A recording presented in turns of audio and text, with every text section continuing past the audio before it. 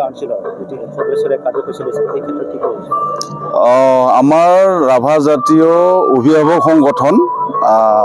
ৰাভা জাতীয় পৰিষদ বা অল ৰাভা নেশ্যনেল কাউন্সিলৰ 100 বছৰ পূৰ্ণ হৈছে আৰু সেই উপলক্ষে ওদালগুৰি জিলাৰ টংলাস্থিত হাবিগাঁও অঞ্চলত ইয়াত শ্ৰী ৰামচন্দ্ৰ ৰাভা সমন্বয় ক্ষেত্ৰৰ নাম দি কিনে এই পথাৰখনত 100 বছৰীয়া শতবৰ্ষ উদযাপন কৰিবলৈ লৈছে আৰু ইয়াত ৰাভা জনগোষ্ঠীৰ যিবিলাক সমস্যা আছে প্ৰব্লেম আছে সকলোবিলাক আলোকপাত কৰি ৰাভাসকলে যাতে একত্ৰিতভাৱে আগবাঢ়ি যাব পাৰে ৰাভাসকলৰ ভাষা কলা সংস্কৃতি ৰাজনৈতিক সকলো দিশ ইয়াত সামৰি বিস্তৃতভাৱে পুংখানুপুংখভাৱে ইয়াত আলাপ আলোচনা হ'ব আৰু এই অধিৱেশনখনৰ লগত সংগতি ৰাখি অসমৰ লগতে অসমৰ চুবুৰীয়া ৰাজ্য মেঘালয় পশ্চিম বংগাল বা অন্যান্য ৰাজ্যবিলাকৰ পৰাও ইয়াত প্ৰতিনিধি ৰাভা প্ৰতিনিধিবিলাকে অংশগ্ৰহণ কৰিব আৰু মুকলি সভাবিলাকত মুখ্য অতিথি হিচাপে অসমৰ মুখ্যমন্ত্ৰী তেখেত ডক্টৰ হিমন্ত বিশ্ব শৰ্মা ডাঙৰীয়া থাকিব মেঘালয়ৰ মুখ্যমন্ত্ৰী কনৰাড চাংমা ডাঙৰীয়া থাকিব আৰু BTCৰ চিফ তেখেত হাগ্ৰামা মহিলাৰী ডাঙৰীয়াও ইয়াত উপস্থিত থাকিব লগতে অসমৰ মন্ত্ৰী তেখেত ৰণোজ পেগু ডাঙৰীয়া ইয়াত উপস্থিত থাকিব সকলোৱে অহাৰ কাৰণে ইয়াত তেওঁলোকে সন্মতি প্ৰদান কৰিছে আমি আশা কৰিছোঁ এই অঞ্চলৰ ৰাভা ৰাইজৰ লগতে ইয়াত বসবাস কৰা বিভিন্ন জাতি জনগোষ্ঠীৰ মানুহে সকলোৱে একত্ৰিত হৈ এই অনুষ্ঠানটোক সাফল্যমণ্ডিত কৰিবৰ কাৰণে অৰ্থনৈতিকভাৱে বা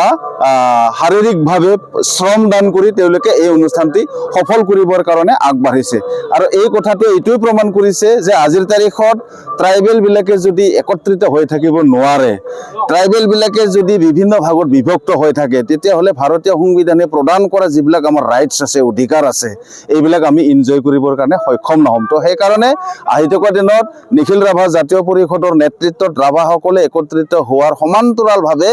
এই অঞ্চলত বসবাস কৰা বিভিন্ন জাতি জনগোষ্ঠীৰ লগতে ট্ৰাইবেলসকলে ইউনাইটভাৱে যাতে আমি আমাৰ অধিকাৰসমূহ আমি আজৰি আনিব পাৰোঁ তাৰ কাৰণে এই সভাখনত যথেষ্ট আলাপ আলোচনা হ'ব যথেষ্ট অন্যান্য জাতি জনগোষ্ঠীৰ মানুহৰ লগত কেনেকুৱা ধৰণে আমি আচৰণ কৰিম কেনেকুৱা ধৰণে আমি উপস্থাপন কৰিম এই কথাবিলাকে ইয়াত স্থান পাব আৰু সেইকাৰণে মই ভাবোঁ 100 বছৰ গৰকা এই ৰাভা জাতীয় পৰিষদটোৱে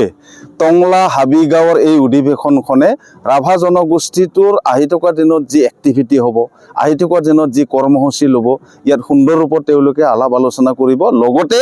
এই অঞ্চলটোক সামগ্ৰিকভাৱে আগবঢ়াই লৈ যাবৰ কাৰণে বিভিন্ন জাতি জনগোষ্ঠীবিলাকৰ লগত কেনেকুৱা ধৰণে আমি আগবাঢ়ি যাম এই কথাবিলাকো ইয়াত আলোকপাত হ'ব নিখিল ৰাভা ছাত্ৰ সন্থাই এই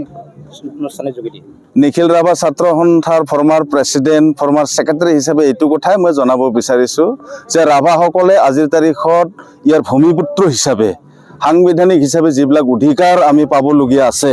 আজিৰ তাৰিখতো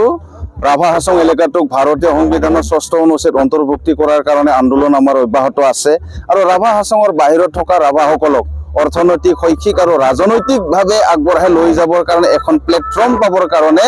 ৰাভা উন্নয়ন পৰিষদৰ দাবীটো ইয়াত চলিছে গতিকে এই দাবীবিলাক ফুলফিল কৰিবৰ কাৰণে বিভিন্ন প্ৰান্তত বসবাস কৰা ৰাভাসকলে একত্ৰিত হৈ ৰাজনৈতিকভাৱে একত্ৰিত হৈ ৰাজনৈতিক এক শক্তিশালী আৱাজ উত্থাপন কৰিবৰ কাৰণে ৰাভা জাতীয় পৰিষদৰ এই শতবৰ্ষ অনুষ্ঠানটোক আমি এখন প্লেটফৰ্ম হিচাপে ব্যৱহাৰ কৰিবৰ কাৰণে ৰাভা ৰাইজক মই আহ্বান জনাইছোঁ আৰু তাৰ লগতে